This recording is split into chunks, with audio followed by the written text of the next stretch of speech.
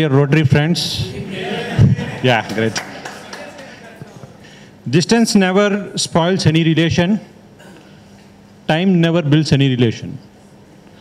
If feelings are true from heart, then relations are always as bright as a diamond. The four-way test of the things we think, say, or do. Is it the truth? Is it fair to all concerned? Will it build goodwill and better friendships? Will it be beneficial to all concerned? Thank you. To send a person to attend on 18th and 19th of August on Rotary Leadership Institute is a multi-district grassroots leadership development program for Rotarians. Those who are interested may please give the names. As informed earlier, we are having twin seminars of the district on membership and public image on 5th August at Guntur. 4 members of our club are registered, and I request other members, especially the new members, to register and enlighten their knowledge in Rotary. This week, we installed about 3 Interact clubs, that is at Film Nagar Government School, Geetanjali Senior School, and Meridian School. Our members have attended in good number and encouraged the students, interactors. As you all know, we had a successful service project on 28/7/2018 in line with suggestion of our district governor, Mr. Rotarian Ramesh Mangla, on water and sanitation program. We distributed about 1,500 bottles and 1,500 numbers of antiseptic soaps to the children of 4 government schools. That is Film Nagar Government School, NBT Nagar Government School, Manikonda Government School, and Friends Indeed Krushi Government Primary School at Krishna Nagar. That program was a very grand success and covered in both media and print media and electronic media. I am very glad to inform you, Rotarian Viji has given the soaps at a subsidized rates, almost 50% she, around 11,000 to 12,000 she has borne on her own.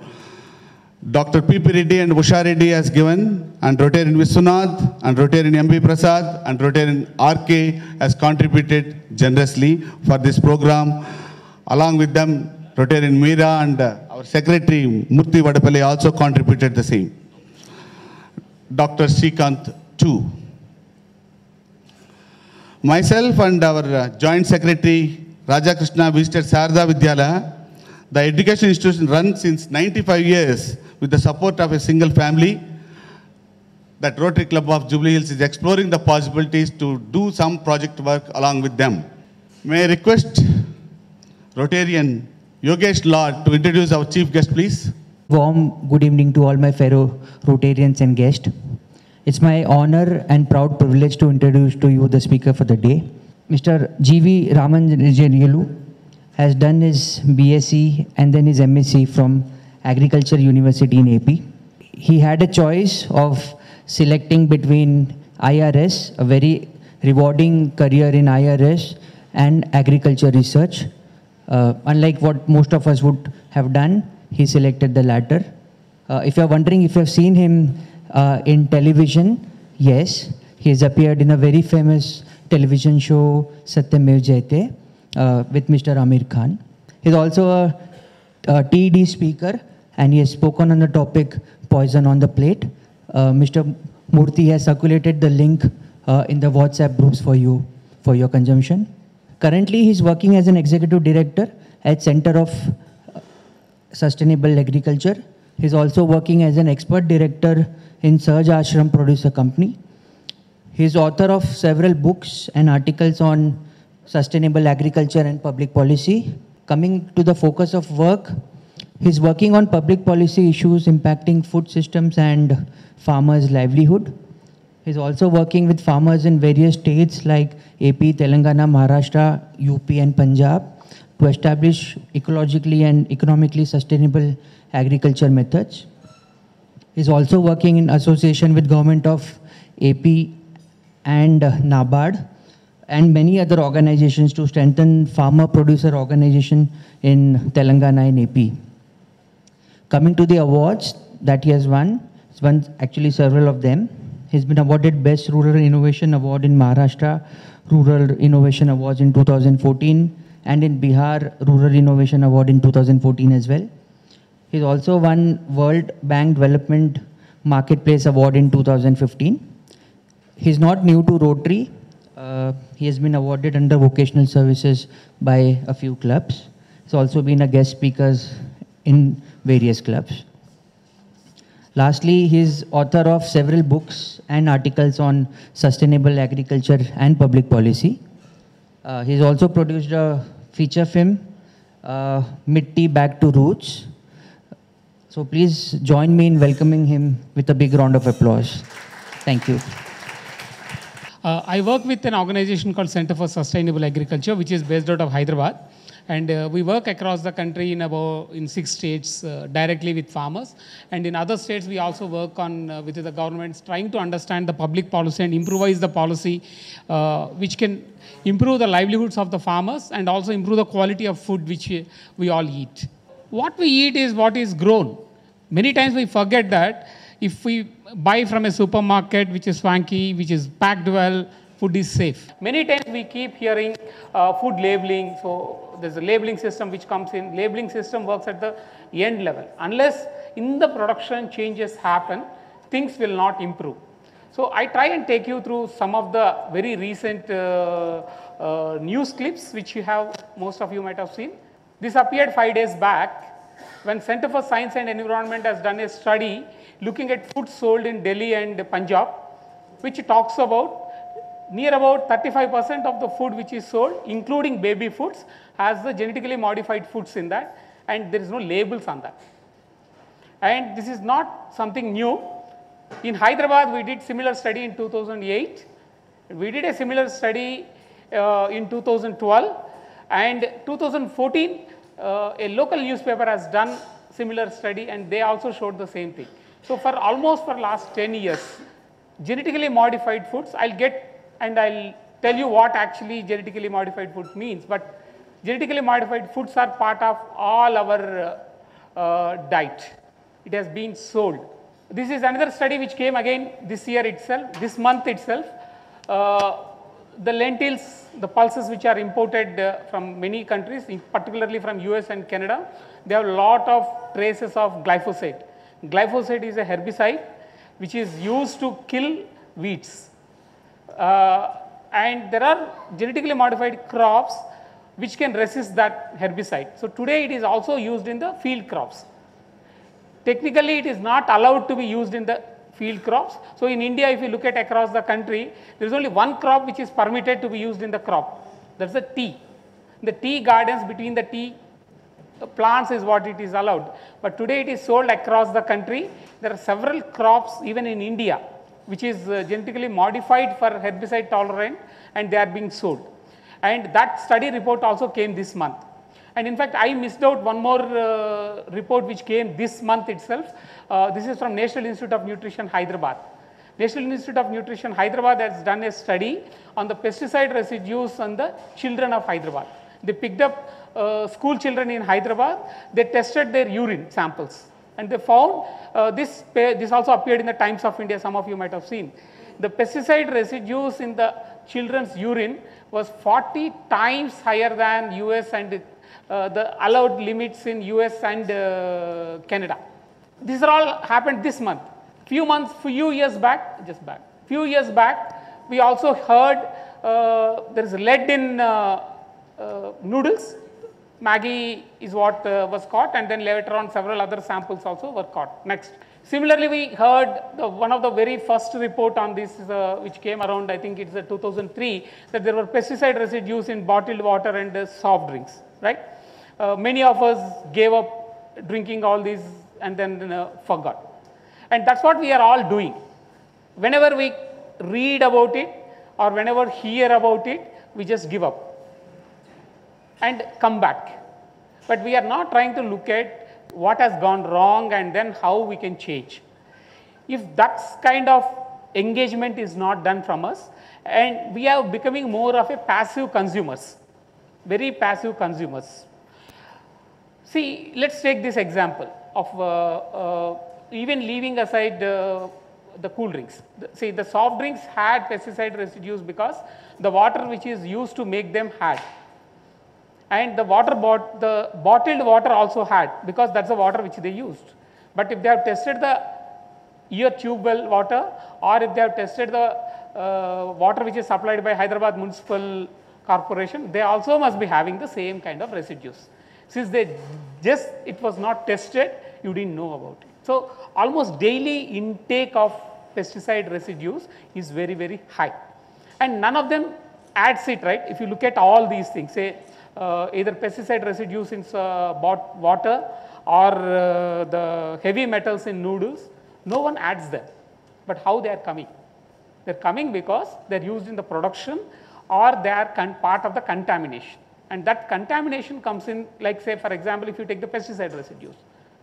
All those pesticides which are used in the Rangareddy district, where they go? Where do they go? They go to Himayat Sagar. And where does that Himayat Sagar water go? That comes on to your taps. And that's what we are all drinking. And whatever cleaning is done, it is cleaned only for the microbials. It's only cleaned for microbials. It is not cleaned for pesticide residues, because pesticide residues cannot be filtered out. And all that is coming into your food. Same is the case with the heavy metals. How does heavy metals come in? All that, the garbage which we throw out, all that industrial waste which is thrown out, all that is let into the musi, and all that gets into the water, and that water is used for production. So again it comes back. The batteries which we throw has a lot of zinc, lead and all. The tube lights which we use, even including CF bulbs, they actually have this mercury which is coating. That white fluorescence is the mercury. And the moment you throw it out and it breaks, it gets washed away and then it gets into your water. So that's how all these gets into it. So unless we make a conscious attempt of avoiding all these, it's not going to help. So when we are talking about food, we also need to worry about how it is grown. The maximum residue limit, so we keep hearing that there is a maximum residue limits test done and all. So they're all done for one pesticide, one vegetable kind of thing. Say if you hear that endosulfan is slightly lower than maximum residue limit or slightly higher than maximum residue limit, monocrotophos is slightly higher or lower, that kind of thing is what you hear. But you don't eat tomato, right? You eat actually tomato curry. So tomato, onion, and in tomato there are 3 or 4 pesticide residues which are sprayed. So each one may be lower than the maximum residue limit, but together what they do, and together with other vegetables which we are using and other pesticides which are used, what do they do? I think that's a cocktail which we are eating. So I think we should worry about that. And that part is not part of any regulation. And no one tells you even what is your intake. And there is no standards even established on what is the daily intake which can be taken. And body reacts differently. So each person's body reacts very differently. So what many times the argument comes up, if you have remembered many of the talks which I gave earlier, or some of the arguments which came up, people say when there is no visible symptoms, why should we worry about? But one-to-one relationship establishment is very difficult. And that relationship has to be established by the people who are actually promoting that, not the people who are actually bringing out issues about that. So when right kind of investments are not made by the government in terms of looking at the pesticide residues in the food, and if they are not creating the right kind of awareness among the people, that's the choices we make. So how do we make right choices is something which we need to look into. I'm saying all this with a experience and understanding that many times when we talk about whether pesticide residues or herbicides, or when we talk about GM crops, people say why farmers are adopting all these. And people say knowing all these people are doing it, or people are doing it because it is useful for them. I am saying this all because many of these things you are not doing consciously. When people like you, people who are educated or misguided, expect what is happening with farmers. They are all told it increases your yield, use this pesticide, it kills your insects, use this GM crop, it helps you increasing in the yield. That's how they get into it. But all the fallouts and after effects are never told to the people. That's the main issue. So fault lies in the way people understand this and then regulate. Particularly being Hyderabadians, we need to worry about one issue. That's about the hormones, growth hormones and antibiotics in the poultry. You know, we are the largest producer. Hyderabad is the largest producers of chicken and egg in the country. We produce almost half of what India consumes. And really, so entire poultry is in around Hyderabad. And even the recent study by Hyderabad University published a report, and Hyderabad chicken has the highest amount of antibiotics and growth hormones. Highest, not just in India, but in the world. Highest amount of antibiotics and growth hormones. See, how does that come in? If you look at, actually, they're crammed so much into small spaces in the cages, so you have lot of diseases which comes up, so you use lot of antibiotics over that. And normal mating is not possible, male female, so they have to still lay eggs, so they use lot of growth hormones, and that growth hormones comes into your food. What is that growth hormone? It's a estrogen.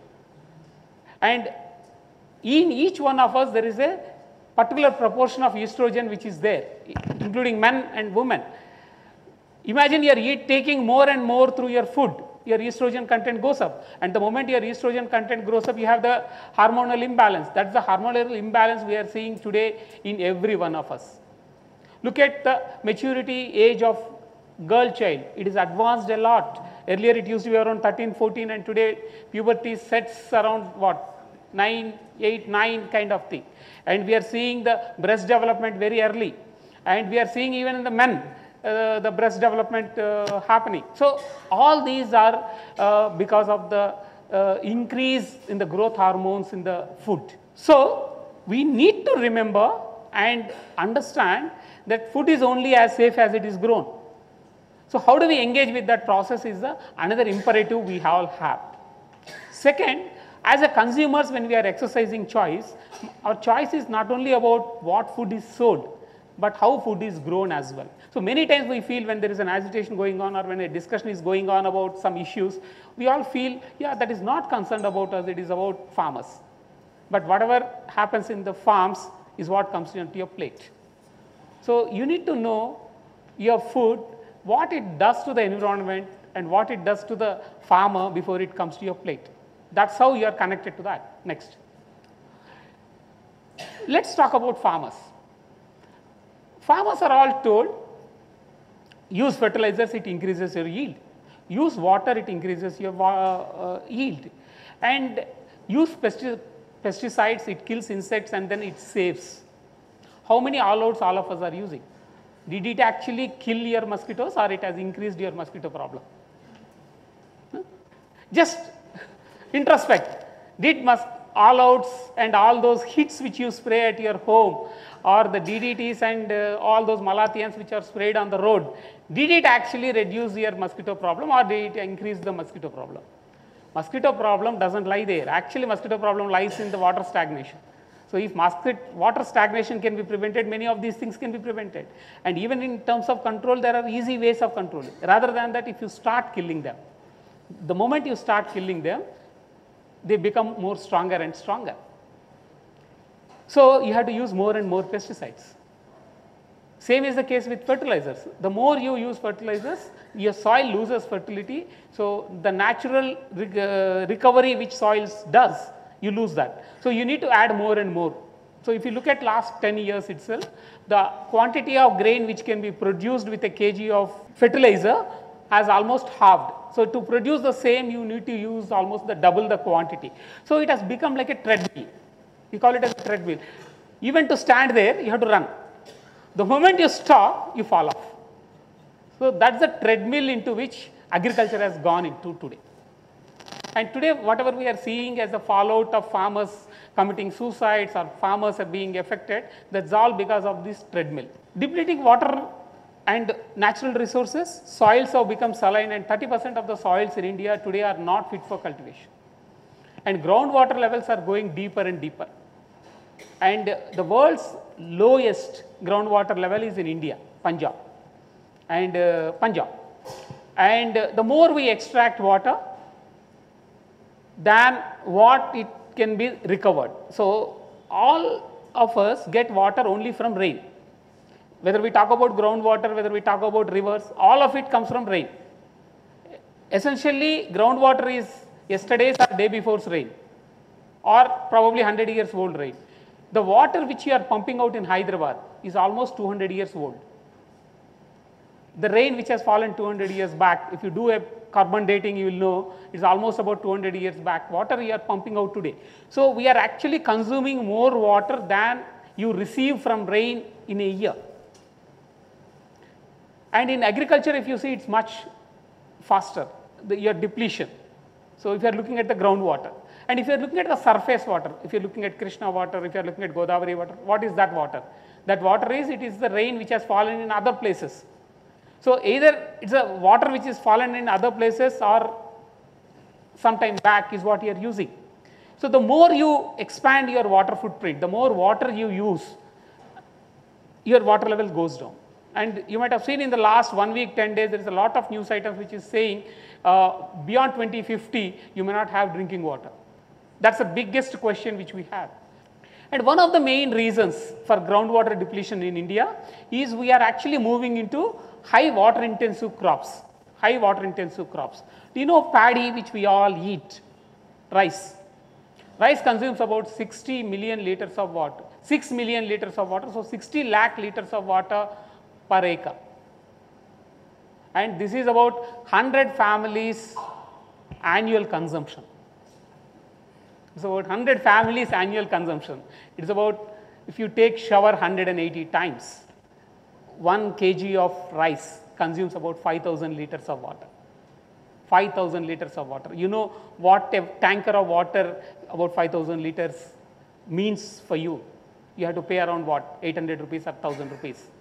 But a kg of rice which is produced by that is available at 50 rupees. So that's a level of misuse of natural resources which is happening. Next. I just took one example. For every crop, if you see, the water footprint is huge. So the shift towards these crops is highly alarming. Highly alarming. The shift towards cotton, the shift towards paddy, which consumes high water, is a highly alarming thing. And pesticides. See, pesticides themselves, the way they operate is they kill the weaker insects. See, if I spray pesticide here, the weaker insects is what dies. What remains is the stronger ones. And there are natural enemies which eats insects also. They are also killed. So you are killing the enemies and you are also killing weak ones. So you are left with strong ones. So by spraying pesticides repeatedly in a say 3 to 5 years time, you are left with strong insects. That's what we are seeing today in cotton. That's what we are seeing in paddy. So the insects become stronger and stronger, and your pesticide becomes useless, your GM crops becomes useless, the BT cotton or anything which was introduced becomes useless. So the pink bollworm damage which we are seeing all over, all these are because of that. So the way you have to manage insects is about preventing them to become stronger, not by actually killing all the weaker ones and then pushing them to become stronger. The more you push them to wall, they become more and more stronger. So the only way to get out of is actually stopping them, not using more of them. Next. Genetically modified food. Some of you might have heard about the BT cotton, and probably some of you might have heard about the BT brinjal controversy, right? Beyond that, not much. See, what is actually happening is genetic modification is a technology where genes are introduced from one animal or a plant to another animal or a plant. Normally, characters can be transferred only in the same species, which means say in a brinjal, if I want to bring in any change, I can only cross it from my brinjal, wild or cultivated. But I cannot bring in a character from rice into brinjal or from a mosquito into brinjal. But genetic engineering is a new technology where you can do that. You can actually take out a gene from a bacteria which produces toxin, produce in the plant, and expect that that plant also produces the same amount of toxin and kill the insects, whichever eats it.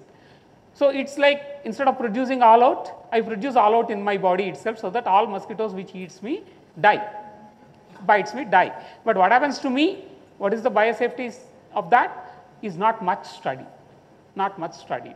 And in how many days pest develops resistance is not much studied. Data shows in the last 10 years, so BT cotton was introduced in 2002.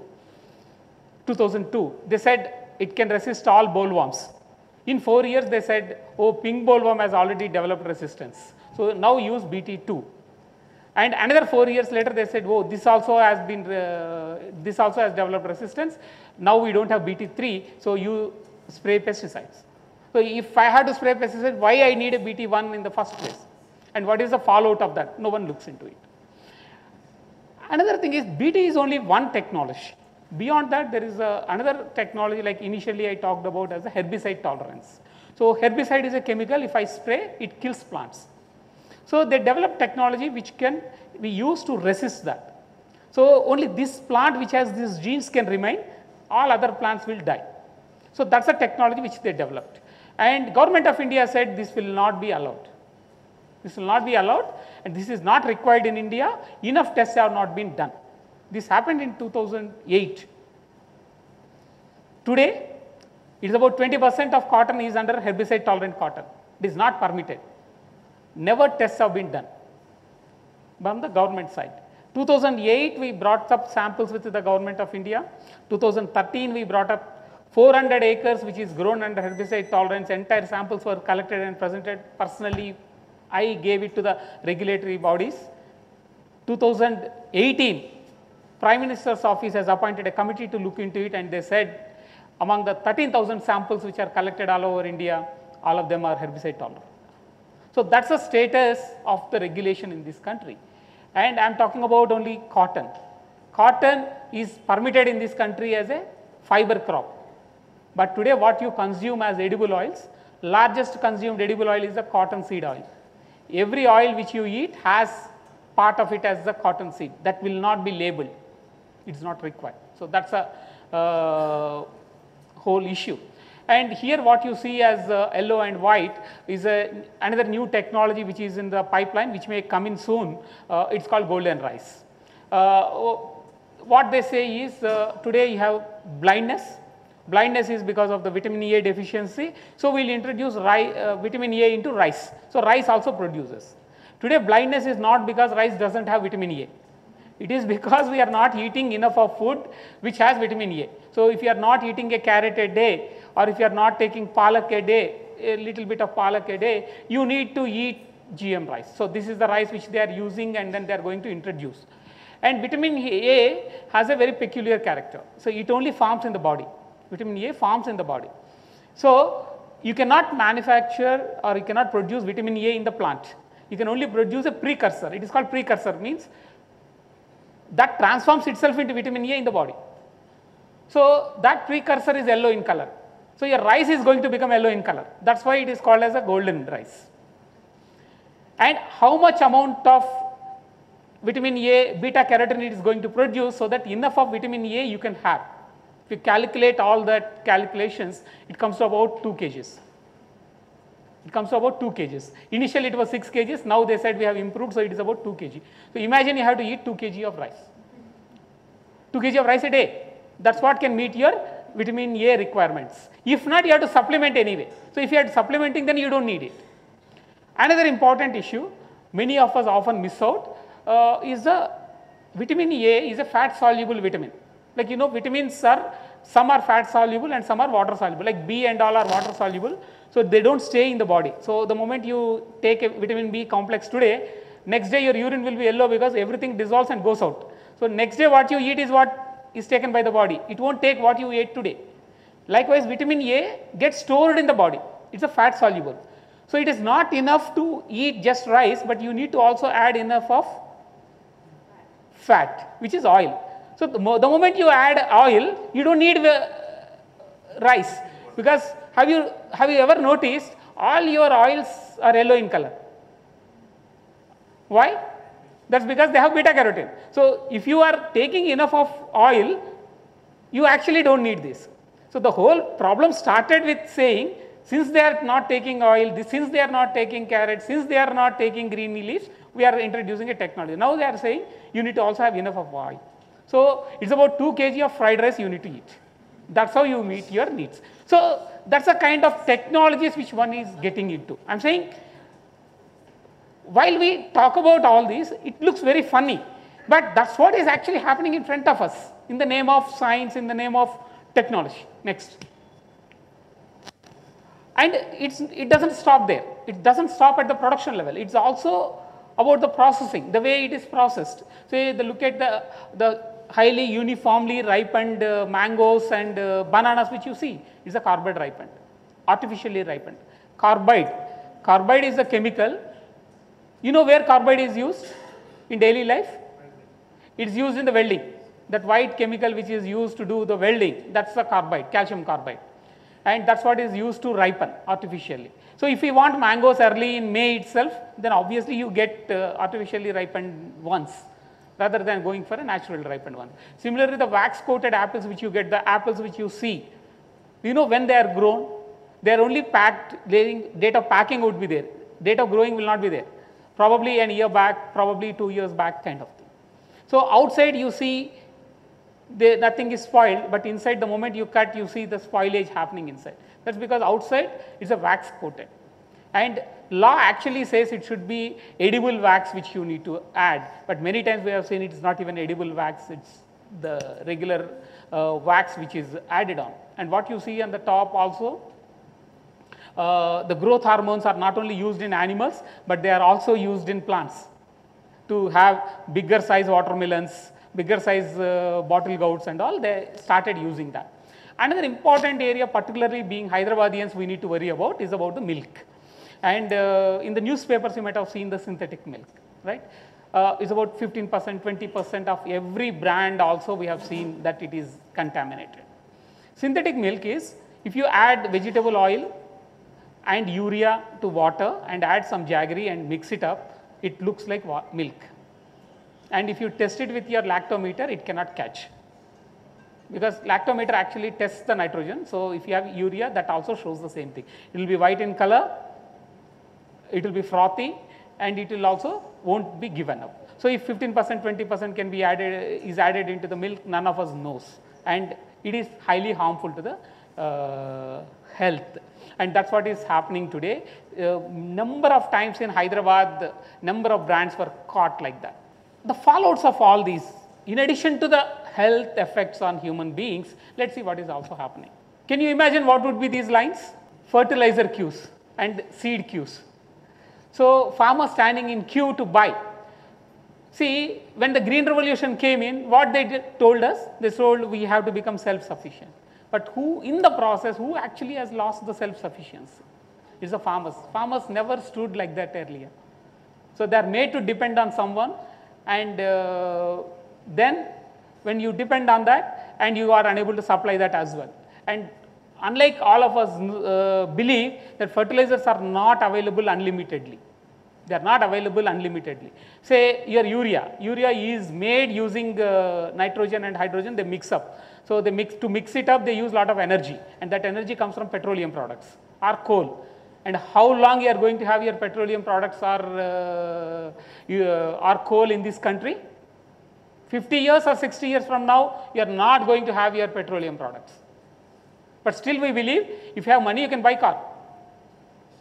And still we look down if somebody is riding a bicycle. And we don't treat bicycle as a vehicle itself. Isn't it? So if petrol is not available, what are you going to do? Say, it's okay, my farmer will do something with something else. But what are you going to do? Are we actually looking at sustainable solutions? Is something which is a very important thing. But Government of India spends about 60 to 70,000 crores annually on the fertilizer subsidy. And if I am not using fertilizer, I don't get a single paisa. So the subsidies and support systems and regulation is what drives. See, that we need to understand. What is promoted is based on the investments made by the government. So if more subsidies are made on chemical farming and more advertisements are only about chemical farming, people do that. So entire extension system, entire research system is only used to promote that. Here you see some interesting thing in the first photograph. People standing there, and then in between you see books. You know what they are? They are the pass books. If I stand in queue and the queue is not complete in the day, what do? I have to stand the entire night also. To reserve my place, I keep a chappal, I keep a pass book. This is a sad part of it. Even in, say, in Anantapur, if you go for getting groundnut seed, people stand in queue like that. They keep a passbook, and on that they keep a chappal or a brick, and the next day come back. So that's the identity for them. Probably now they can keep an Aadhaar card. Earlier, that's what they were doing. Next. And this is another end of it. Markets are very, very unfair to the farmers. And whatever you pay in the market to buy food, near about only 20% goes to the farmer. Maximum is about 20% what goes to the farmer. And in the name of keeping food cheaper, because we are all worried about, say, if tomato price goes up from 5 rupees to 6 rupees, we are all very worried about. But in that, farmer gets only about 1 rupee or less than 1 rupee. Well, in fact, the Swaminathan Commission suggested two things. One, they said on the cost it should be plus 50%. And the current government actually promised that. And after coming to the power, they said it is not possible because that increases the production cost, that increases the food prices. Telangana government's estimation is 2,100 rupees the quintal of paddy production cost. So obviously the price should be around 35 to 40 rupees, at least I am talking about. And today the price announced by the government of India is 1560. And that 1560 is available to 6% of the farmers in this country. So the whole minimum support price mechanism which government of India has is accessible to only 6% of the farmers, and rest of the ones have to sell in the market. And if you look at the vegetables and all those things, they don't have the minimum support price as well. Second thing which Swaminathan Commission has recommended is we should have a price stabilization fund. So if the price falls in the market, government should step in. Government have put in money, but that money is used to buy food when the price goes up, not when it goes down.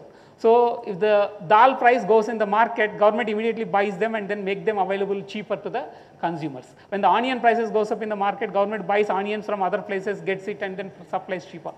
When the price falls for farmers, government never steps in, never steps in.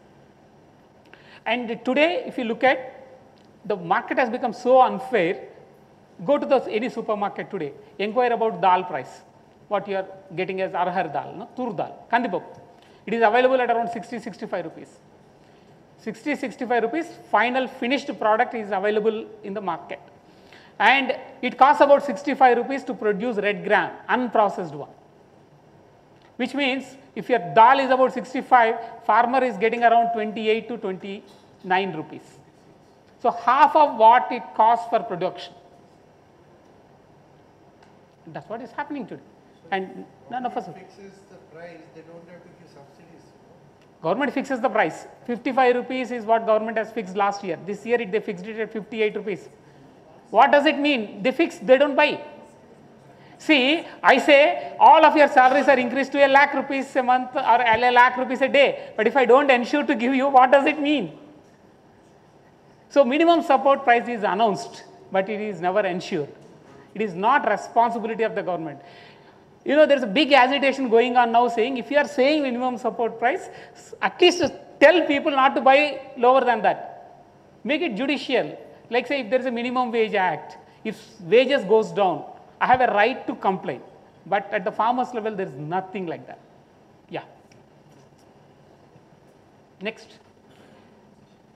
As a result of all these things, 95% of the farming population in this country lives around 5,000 rupees per month household income, not per capita income. It's a household income. That's what Government of India's data says. And this is an average number. If this is an average number, there must be many more people who are earning much, much lower than this one, 5,000 rupees. And Telangana has about 20% lower than the national average. So we are around 4,700 or 4,800 rupees kind of thing. A very unfortunate thing. Next. Very unfortunate thing, about 3 lakh farmers committed suicide in the last 20 years. And that's one of the reasons which prompted us. I was working with ICR, and so many of my friends, what we thought is, After studying for so many years in agriculture, we need to do something at the field level rather than looking at from a policy, sitting in the laboratories kind of thing. So we moved out and then we started Center for Sustainable Agriculture was one of that reason. Next. And so what we did in the last few years, very quickly I'll share. Next. We started looking at how do we reduce cost of production. That's the main course work which we do. So to reduce the cost of cultivation, one of the important thing is don't buy anything. Do as much as possible whatever is available in your village, in your farm.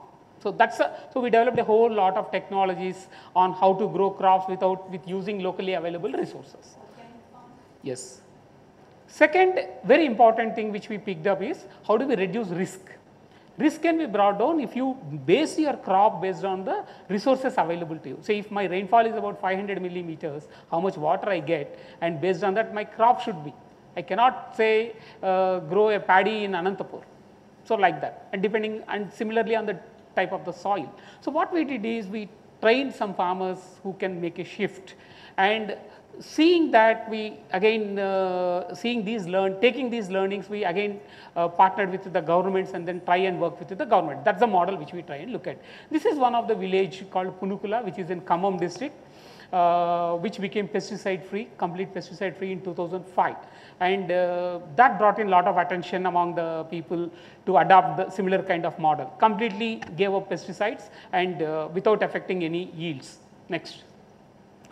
This is another village called Yanabavi, which is about 80 kilometers from Hyderabad, which is completely organic. And this inspired many more people across the country to become organic. And this is an advertisement of Hindu newspaper. Hindu actually advertises us saying they are proud to associate with us in terms of writing these stories and all. Next. This is a village called Dorli. This village is in Maharashtra. This is about 5 kilometers from Wardha. In 2005, you can Google all these villages, you get hundreds and thousands of stories written about these villages. This village was put up for sale by farmers. In 2005, they said we can't continue with farming after so many of our village mates died and so much of indebtedness, we are just giving up the village. So they actually accounted the entire village. They said you have so many acres of land, so many houses, so many animals, so many trees, so we are selling off the entire village. And 2005 end, we started dialoguing with them and saying, you can't do anything else. So can we actually go back to farming and learn how do we sustain? And today all farmers are back to farming. All farmers are back to farming. Today they could repay their loans. They established a producer company. Today they produce seeds and then sell to others. That's the village we got the Best Rural Innovation Award in Maharashtra. Next. And this is again, we partner with the governments and then spread across. We call it as community managed sustainable agriculture, which means it's also, the management also is brought in from the farmer side. So it's not only using experienced farmers as resource persons, but also in the management. So money goes to the farmers cooperatives. So they design what crops to be grown and how they can manage their crops. And all the staff will be accountable to the farmers, not to any organization. So that model we began in 2004, and by 2008 we could reach out to more than half of the Andhra Pradesh, the combined Andhra Pradesh. Next. And that reduced the pesticide use by over 50%. And that was part of the Sachimeva Jayate is one of the episode called Toxic Food. That one of the episode was entirely on our work. This was in 2012. And this again brought in a lot of attention across states, and Government of India also brought in some legislations in terms of regulating pesticides. And what Amir Khan did also took this entire debate from the scientific community into the general public. So till then, the whole issue of pesticides and then after effects, fallouts and all were a debate which is restricted to the government and NGOs kind of thing, or farmers and governments. This actually took the whole thing into the general public, and consumers started also engaging. So that's one of the big shift which has happened after this show. Next.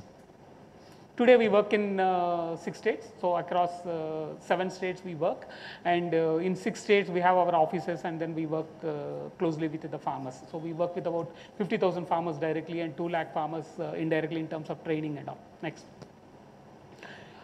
What we also tried out is to organize farmers into collectives so that they can directly sell to the consumers. So it is called Sahaja Aharam.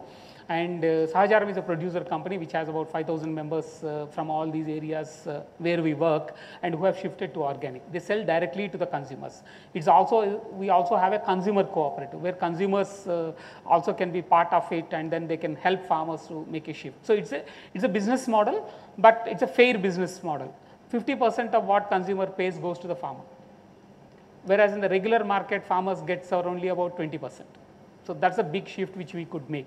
And farmers cooperatives are located all over Andhra, Telangana. So about 22 farmers cooperatives, they directly sell to the consumers. Next. And these are all the stores which we have.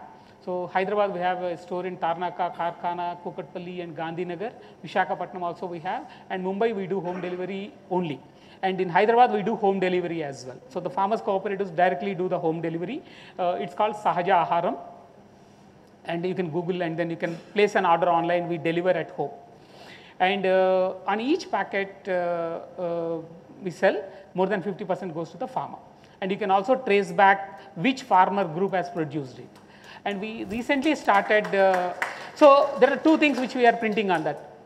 Three things. One, which farmer group has produced it, how much of what you are paying goes to the farmer, and how different it is from the comparative product which is sold in the market. So we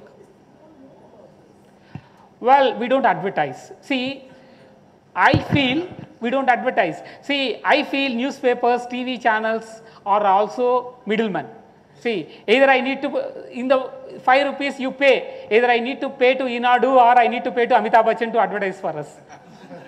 They are also middlemen, right? So what we do is we don't advertise. So these are the things. So when Murthy Garu asked me, I came here because this is how we do. This is how we do. So we go and talk to people, and we also have a consumer engagement program where we help consumers to take right choices about their nutrition. So we do nutritional counseling. So depending on your body type, depending on your problems you face, what kind of food is good for you, we do that. We do nutritional counseling in all of these areas. And if you want to organize anywhere also, we can come and do. We also help consumers in terms of growing their own food. So if you have even small spaces, how you can grow your food.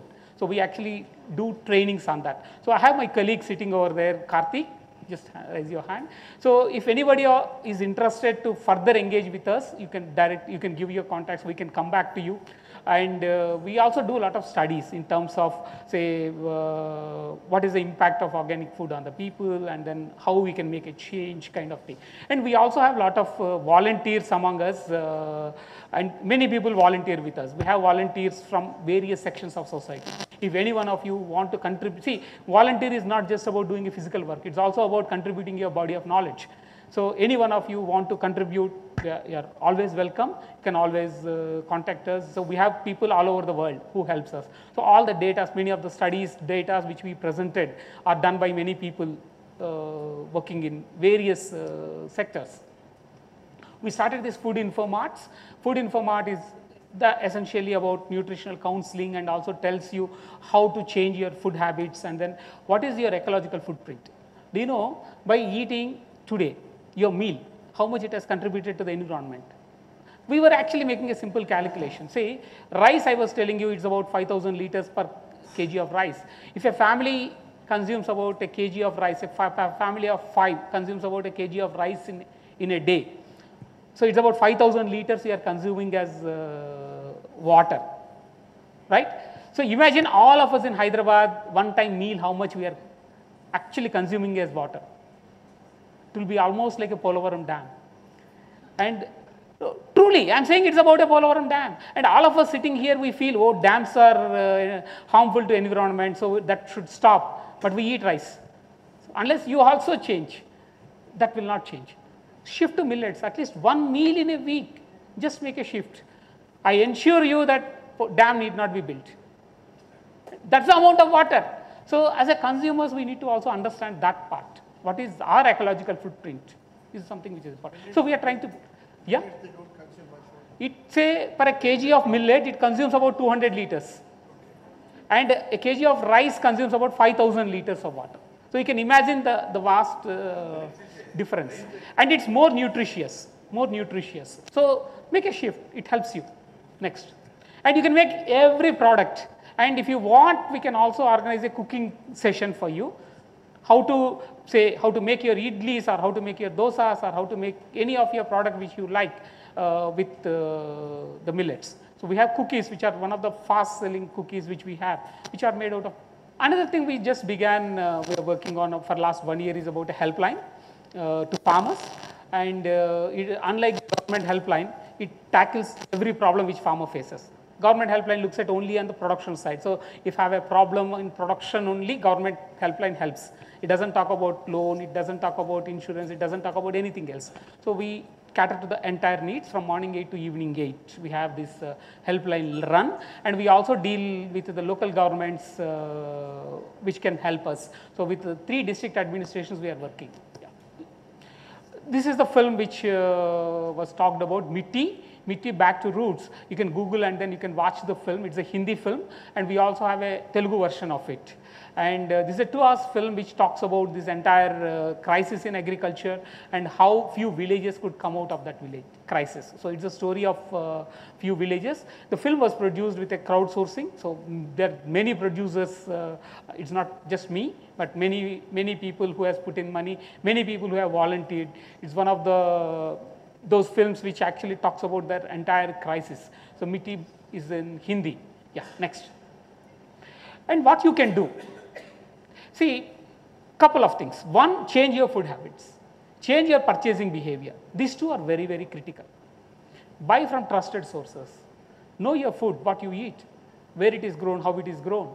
Know your farmer. Whatever you are paying, who is benefiting out of it? Are you paying to Amitabh Bachchan? Are you paying to Inadu? Or are you paying to the farmer? I think that's something you need to be conscious about. So be conscious about it. No, do an extra effort. To buy a car, to go to a movie, how much research you do? Why don't you do a bit of it to that? You can volunteer with us. You can donate to us. CSA is a not-for-profit organization, Center for Sustainable Agriculture. You can donate to us, help. You can adapt your village. We can help you to adapt your village and then do some trainings on that. You can also organize events like this. You can also organize events like this, not only on talks, but also on, say, on home gardening, or about waste recycling, or water harvesting, or on safe food. So on all these, or these are all our contacts. Anytime you can come back to us. These are the websites, these are the phone numbers. Thank you very much. Sell his produce directly to somebody who pays him a better price. Why are e-mandis not working? Minimum support price announced by government itself is 5,800 rupees. But if government website itself starts saying you can bid from 1,000 rupees onwards, there's nobody quoting beyond 2,000 rupees or 2,500 rupees. Because it's a skewed market. Individual farmers are all very scattered, whereas the big buyers are very concentrated. So unless you create a system. You mean by big buyers, middlemen? No, I'm saying the final retailers. Oh. I'm saying, say, today the situation has changed vastly. The big buyers like, say, D-Mart, Reliance, they directly buy. So say I buy. So I have the biggest control. So if I start buying only at, say, 2,500, 2,300 kind of thing.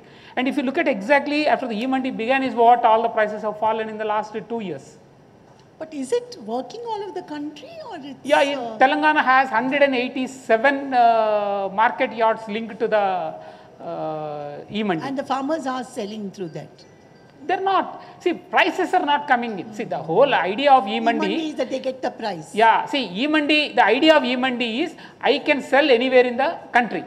But at the same time, the buyer also can buy from anywhere in the country. Yeah. So they always look for a cheaper price.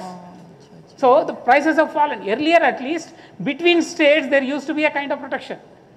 Unfortunately, Telangana and Andhra has the highest cost of production.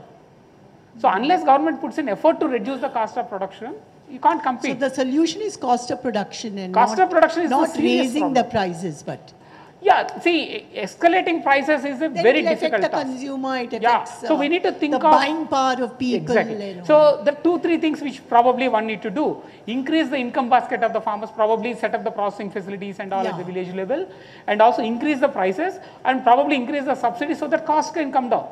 Yeah. So then few things which government should do. Give him a big applause for a wonderful, excellent speech. Recently, when I had been to the market to buy the bottles for our water and sanitation program, the maximum retail price was fixed was 155 rupees. But believe me, when I had gone to the same manufacturer, he gave it to me for 25 rupees. So where the money between 155 to 25 rupees, the balance is going on to the middleman. So what he tells is really the farmer is getting very, very low price in comparison to the huge prices what we are paying to the biggest markets like Q-Mart and other things. I'm proud to announce that our President Ram Prasad has become a Bequest Society member by writing a will for $10,000 to the Rotary Foundation. I congratulate him for the initiative, and let us all take him as an inspiration for more to join. The birthdays are, we have our past president and Secretary of Appointments for the District Governor, Srikakulam Kumar, celebrating his birthday on 1st August. And our past president, Sheila Ramakrishnan, celebrating her birthday on 2nd August. Unfortunately, both of them are not there. And he's making his mother, Srimati LVV S. Kumari, as a Paula Harris Fellow. Thank you, Kamlakar, for your contribution.